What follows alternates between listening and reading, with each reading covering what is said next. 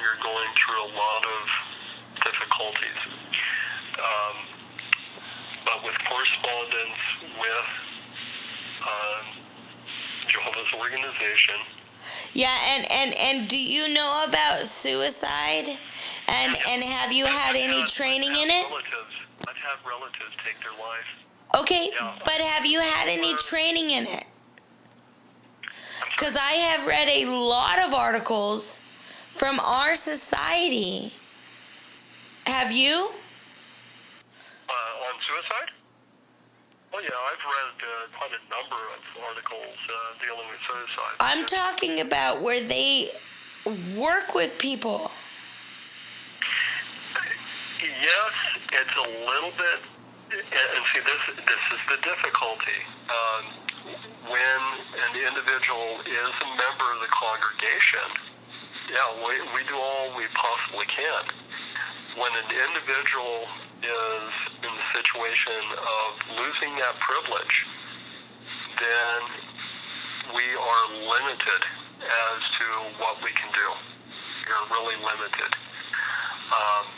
As far as sitting down with you, we were willing to sit down with you even at that time. But I needed my mother there. Yeah, and that arrangement is not open. That is not a special arrangement that is made by the organization. Okay, so let me ask you a question. We would have been willing to sit down with you if you would have been willing to sit down with us. Okay, but let me ask you a question. As severely suicidal as I was, if Jesus was here, do you think he would rather you sit down with me, with my mother there, so I could handle it, or me kill myself? Because I couldn't. When I made it very clear to you, brothers, I was trying to do everything I could to get back. Dan, no, this is a hypothetical situation. No, hypothetical, whatever. Think about what Jesus would have wanted. But also remember what Jesus even did, and I'm not saying that you are of the nature of Judas Iscariot, but remember with... Oh my gosh, I certainly hope he wouldn't put me in that category, or I will hang up. But remember what he did. See, Jesus, even though he was a very loving and compassionate man who reflected Jehovah's thinking in all matters, I'm giving this as an example because he dismissed him. Even as loving and as compassionate as he was, he told Judas, go ahead and do what you're going to be doing. Yeah, and Judas Iscariot was going against Jesus. In no way was I doing that, Dan. I was simply pleading to tell you. We realize that, but it's just that when it comes... Wait. You're comparing me to Judas Iscariot, who was going against Jesus' will. I already clarified that I did not do that. But I'm giving it as an example that Jesus, when it came... But it's a moot example because it doesn't even apply to me. Well, see, what use an example, though. Brother. Use an example that actually applies to my situation, not someone that's going against Jesus' standards. Okay, I will use an example. Okay, first of all, Jesus is in heaven. Okay, let's not think of hypotheticals. Okay, let's look at the provision Jesus has made for our day and age. And in Matthew 24, 45 through 47, Jesus assigned the faithful and discreet slave, the governing body.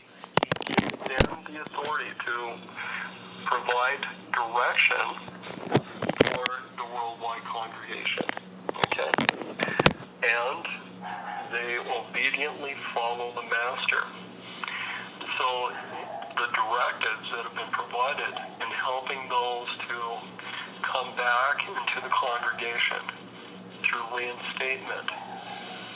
The faithful slave has given direction based upon the scriptures on how to handle those matters.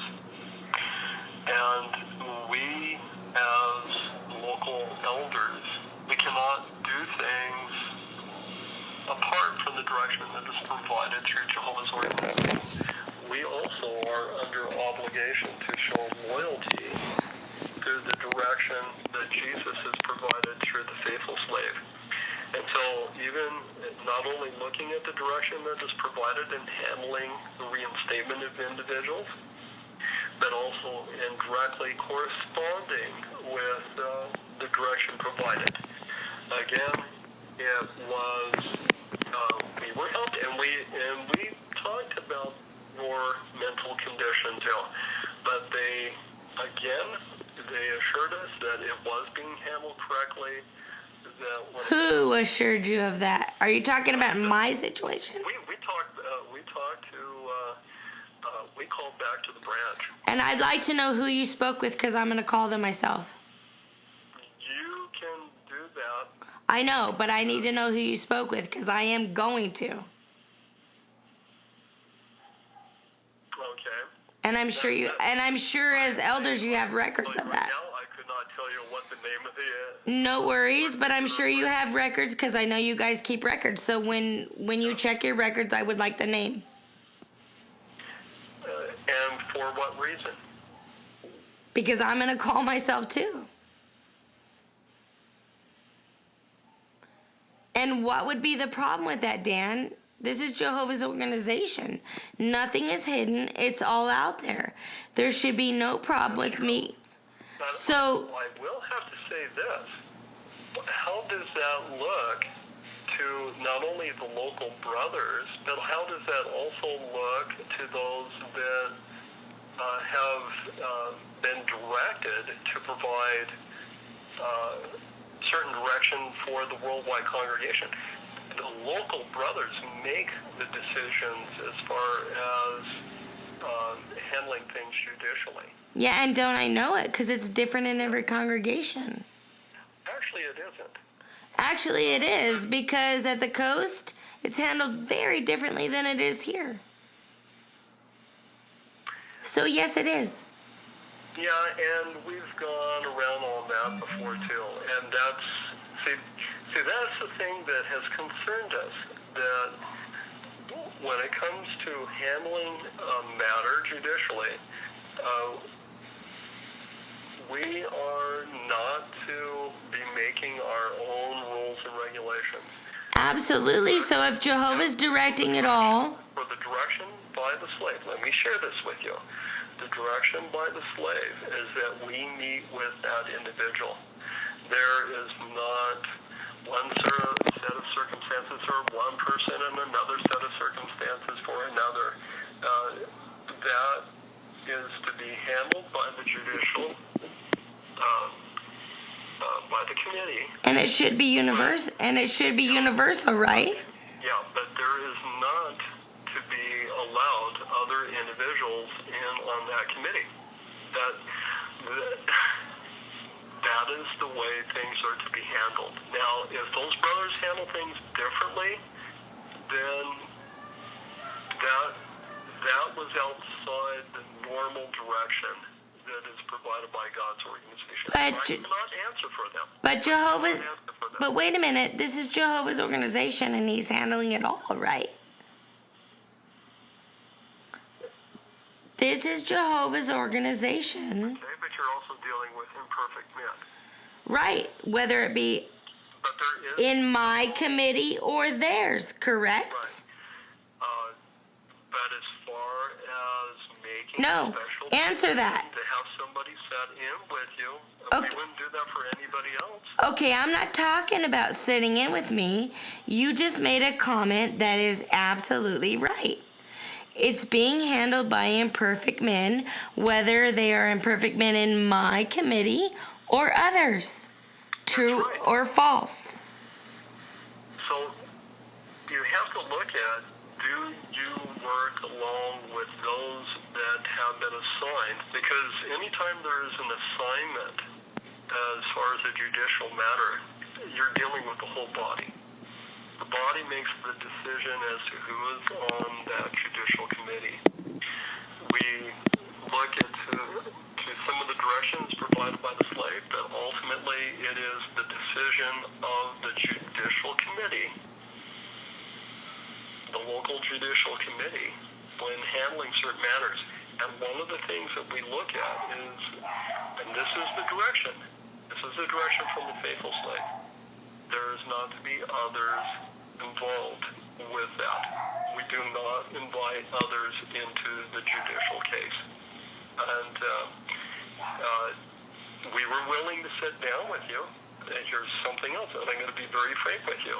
We do not give a list of questions to the individual ahead of time. What we're there to hear is your expressions from your heart. If we have to sit down and write out a list of questions for one individual, then we've got to do it for all. And that's not really the way. This is not like a court of the land. Yet it is a judicial proceeding. But it's within Jehovah's organization. Yet it is judicial. Because oftentimes individuals in the world, they can be involved with criminal activity, and they can get the very best of lawyers because they're very wealthy, and they can basically commit a horrible crime, even murder, and basically get by with it because they get the best of lawyers. But see, we don't handle matters of that nature within the congregation. We have to look at what is found in the scriptures, and then we have to go according to the expressions and the conduct of that individual, and then we make a decision. We're still willing to sit down with you, but we are going to sit down with you according to the direction that is provided. And there will be just the three of us and you, and we will not be inviting anybody else in as another party that's not a part of the proceedings, nor are we going to give questions ahead of time. I don't need questions ahead of time. Yes, I wrote that a very long time ago, Dan. Okay. But did you even... You're not looking at having your mother come in and sit down on a proceeding. No, but in this... We're willing to sit down with you even right now if you're willing to sit down with us. Okay, but did you even read my last two emails? Yeah, I read through them. Yeah. And I also forwarded them to Jim and Art today. I want some answers. I want some answers as to why when I was severely suicidal, that forget about me, thank goodness I didn't off myself, but why did no one reach out to my son? I deserve answers to that. And before Jehovah, you guys owe me answers to that. Yeah, we've tried to help Gage. Actually, we have. And I'd like to know, I'd like to see the text messages or the phone calls then. Yeah, and generally with that kind of help, it's not done by text message or email. Well, he certainly didn't get a phone call, so then how did it happen? Wasn't he still studying? Hasn't there been different ones that have studied with him over the Dan, the three of you brothers that knew how severely suicidal I was, in my email to you, I said, did any of you at the very least, reach out to him? I'm asking you, as a brother I respect and love wholeheartedly, did you once reach out to my son? Because I never saw it, and neither did he. Okay, at this point, what exactly is Gage wanting? I am asking you, Over the years, we have repeatedly gone Dan, to try to help Gage. Dan, And Gage, stop. You're not even, brother, you're not listening to me. I am asking you, from 5 months ago when I let you know how severely suicidal I was, did you once, or Art, or Jim, reach out to my son and check on him? Before Jehovah, answer that question to me. Okay, I'm going to give you a little example. No, I want you to answer the question and then you can give me your example. Did you once call, text, or email him? I don't text. Did you call him? I don't have his telephone number. You have mine, though. And you know where we live. And you know where we live. Did you once reach out and check on my son? Where has he been? Can he get to the meeting? When I was his age, I was regularly meeting on my own.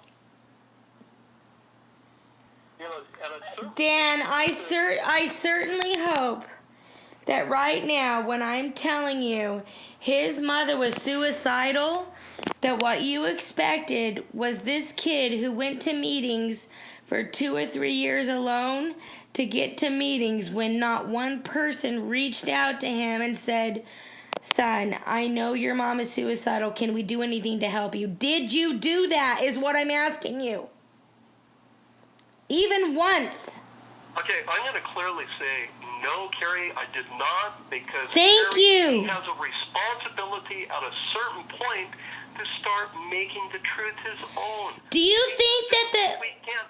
Oh, wait, hold up, Dan. We have studied with your son. Dan, Dan. Your son. Others have studied with your son. Dan, you are showing as my shepherd, as our shepherd, Drag him into the truth. as our shepherd, you are showing a lack of humility right now. What I am asking you. No, you're not getting it, Carrie. No, you're not getting it. You are dealing with a child. They have to make a decision on their own. And did you not, Dan, did you not see that boy for 2 or 3 years on his own, making the truth his own when his mother wasn't there? No. And yet, you didn't see him at meetings without me for 2 or 3 years? Very rarely was he ever at meetings. Very rarely. Are you kidding me? I am not kidding you. Well, then go ask every other brother and sister in that hall because they all... I'm sorry, they would say the same thing. Where has he been? Where have you been? Both of you. And that's the thing we've been very concerned about. We can do all we possibly can to help individuals, but at a certain point, they have to do something about their truth. We can't pick you up and escort you to the hall.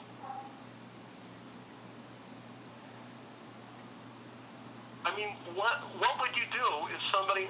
let me ask you this. If you had somebody that was working for you, and time again, they missed, and they missed, and they missed, and never let you know what was going on, after a certain point, what would happen?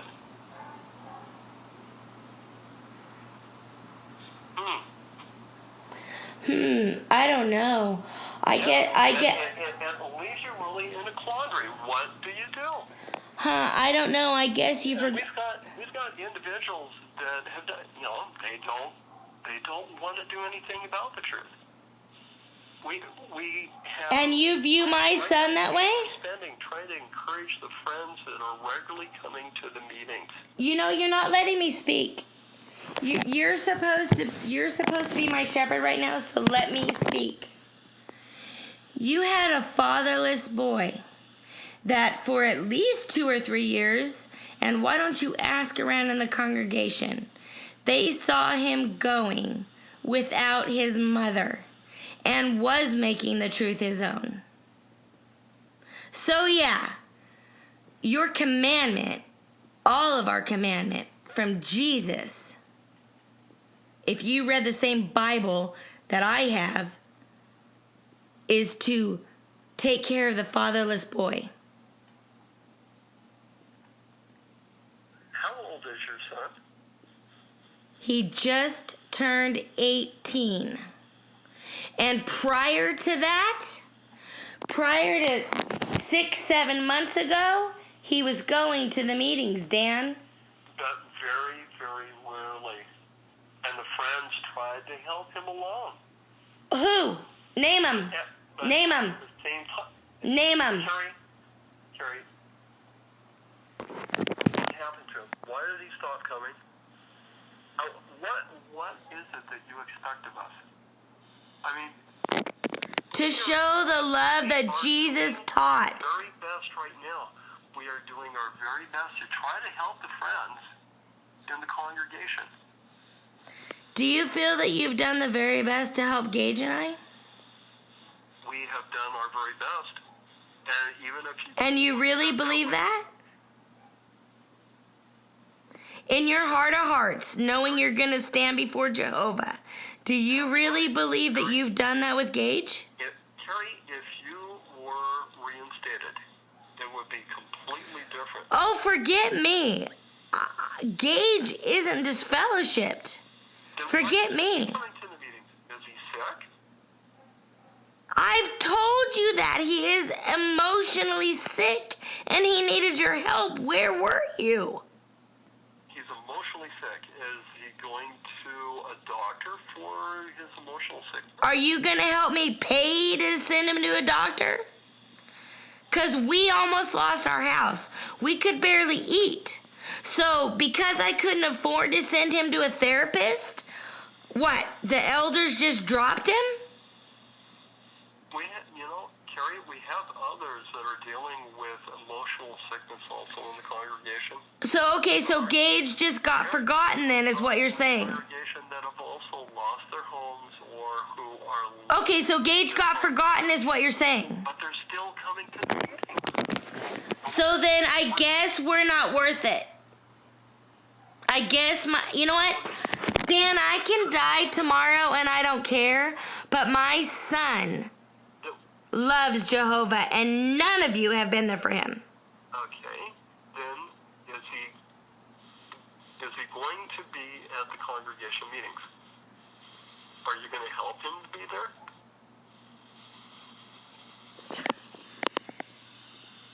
I am blown away by everything I've ever known about you and the love that you've always shown, that you are being so cold-hearted towards my amazing son. What are you supposed to do? Carrie, answer that.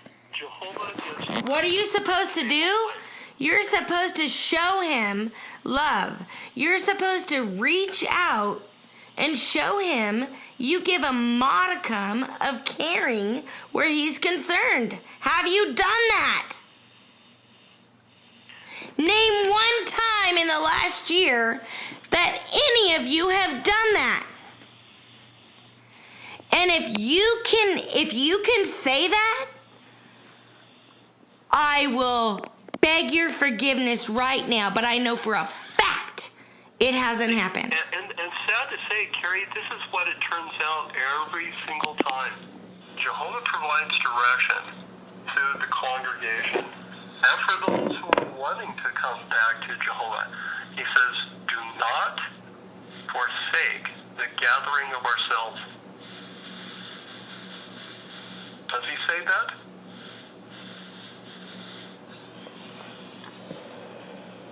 Dan? Well, does he or doesn't he? Dan? I am so brokenhearted because of you of all people.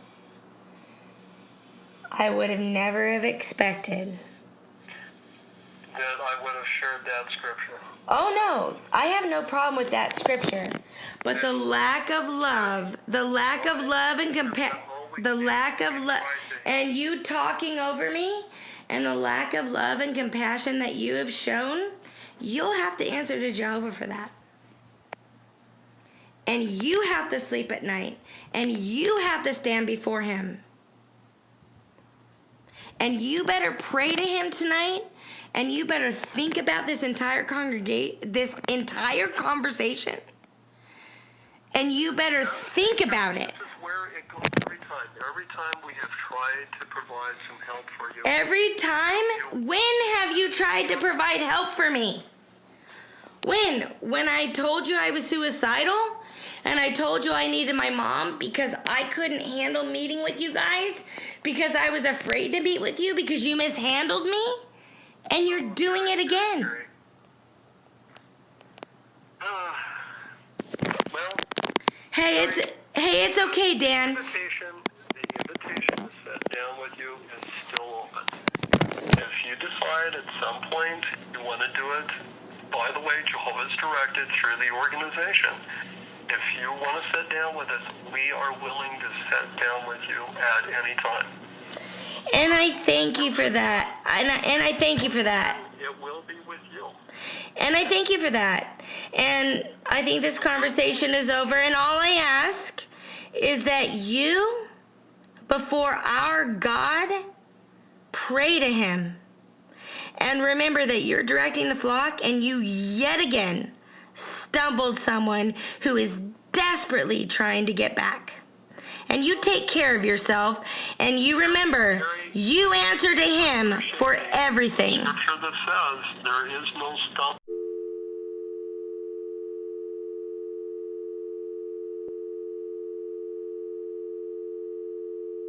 The order is rapidly fading, for the time